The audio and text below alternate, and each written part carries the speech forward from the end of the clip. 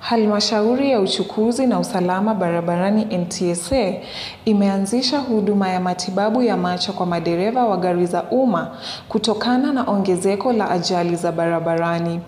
Huduma hiyo inalenga kuhakikisha afya ya macho ili madereva hao waweze kuona alama za barabarani vizuri na kuwa waangalifu ili kupunguza ajali. Tumeweza kupoteza zaidi ya watu 3,586 na hii ni idadi kubwa sana. Ukikumbuka kwamba hii ni mwaka bado haujaisha. Tutakuwa tunatilia maanani mambo ya usalama barabarani katika siku zijazo ili tuweze kuleta hizi idadi chini na tuhakikishe kwamba watu wanaendesha magari kwa njia ambayo inafaa. And our next hope was to target the matatu drivers. So here we are today and we'll be screening them, and we have promised to provide them with free spectacles. And of course our next target would be the boda drivers as well.